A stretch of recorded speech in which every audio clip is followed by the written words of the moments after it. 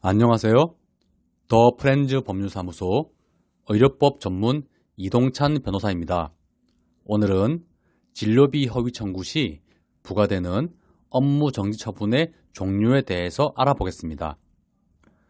여러 원장님들께서 건강보험공단이나 심평원에서 보험급여 심사를 받으신 후 행정처분이 어떻게 어떤 순서로 나오는지 궁금해들 하십니다. 보통 건강보험 부당 청구, 과다 청구, 허위 청구 등이 인정될 경우에는 대체로 첫째, 요양급여 비용 환수 처분, 둘째, 건강보험 업무 정지 처분, 셋째, 형사 고발, 넷째, 의료법상 자격 정지 및 업무 정지 처분 순서로 부과됩니다.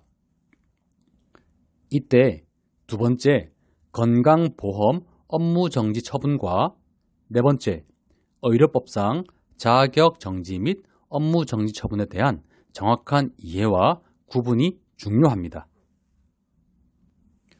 먼저 건강보험 업무정지 처분에 대해서 말씀드리겠습니다.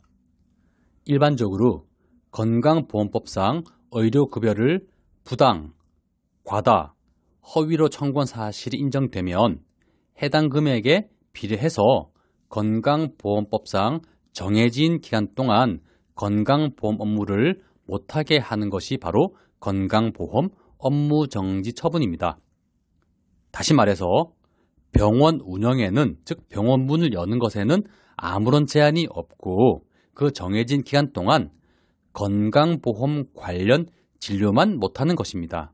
즉 환자가 100% 진료비를 부담하는 자부담 진료는 언제나 가능합니다. 또한 이 건강보험법상 업무정지 처분은 과징금으로 전환이 가능하기 때문에 일정 과징금을 지급하면 모든 업무를 정상적으로 진행하실 수 있습니다. 그런데 네 번째 부과되는 의료법상 자격정지 및 업무정지 처분은 조금 어렵습니다. 우리 의료법 제66조 제1항 제7호에는 관련 서류를 위조, 변조하거나 속임수 등의 부정한 방법으로 진료비를 거짓 청구한 때에는 1년 이내에서 의사 면허 자격정지 처분을 할 수 있다고 규정하고 있습니다.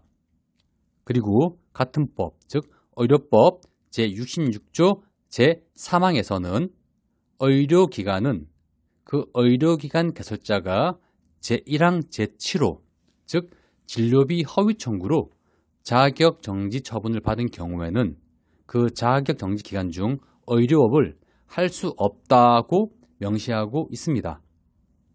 따라서 개원이가 진료비 허위 청구로 자격정지 처분을 받은 경우에는 같은 기간 동안 의료업도 할 수 없도록 부과 처분이 나오게 됩니다. 통상 의료법에서는 자격정지 처분과 의료업 업무정지 처분이 그 사유가 엄격히 구분되어 있는데 이례적으로 진료비 허위 청구의 경우에는 이 둘을 동시에 처분해서 사실상 아예 병원 문을 닫아버리게 만들고 있습니다.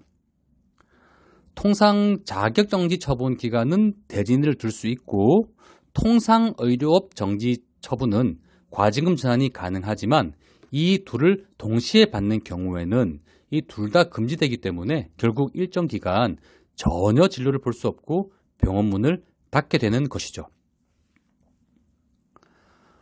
그럼 왜 건강보험 업무 정지 처분과 의료업 정지 처분을 이처럼 각각 따로 처분하는 것일까요?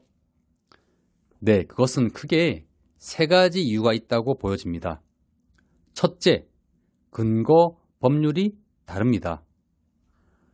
건강보험업 업무정지 처분은 건강보험법상 처분이고 의료업 업무정지 처분은 의료법상 처분이기에 이 둘은 근거 법률이 달라서 따로 처분됩니다. 그럼 법은 다르지만 시기만 같이 맞추는 것은 안 되나요? 네, 이것도 사실상 어렵습니다. 바로 두 번째 이유 때문인데요. 보통 행정처분은 형사처벌과 연계됩니다. 왜냐하면 형사처분 결과 검찰의 기소유예를 받거나 법원으로부터 선고유예를 받게 되면 행정처분을 감축해야 하기 때문에 통상적인 행정처분은 형사처벌 결과를 보고 그 뒤에 이루어집니다.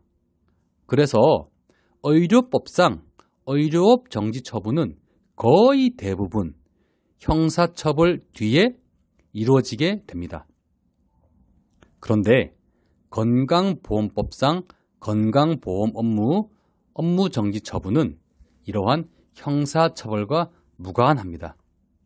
그래서 형사처벌이 있기 전에 이루어지기 때문에 시기적으로 두 처분은 분리되는 겁니다. 그리고 마지막으로 의료법상 업무정지 처분의 경우에는 그 대상이 허위 청구입니다. 따라서 고의로 과다 청구한 경우에는 허위 청구에 해당해서 의료법상 업무정지 처분을 받을 수 있지만 단순 실수로 과다 청구한 경우에는 이러한 허위 청구로 볼 수 없어서 의료법상 업무정지 처분에서 제외될 수 있습니다. 반면 건강보험법상 업무정지 처분의 경우에는 그 대상이 부당 청구입니다. 따라서 불법이 아니더라도 즉 실수로 과다 청구한 경우에도 이 부당 청구에 포함되기 때문에 허위 청구보다는 이론적으로 그 범위가 더 넓습니다. 그래서 이 두 처분은 분리되어서 처분되는 것입니다. 다만 한 가지 꼭 주의해야 할 것이 있습니다.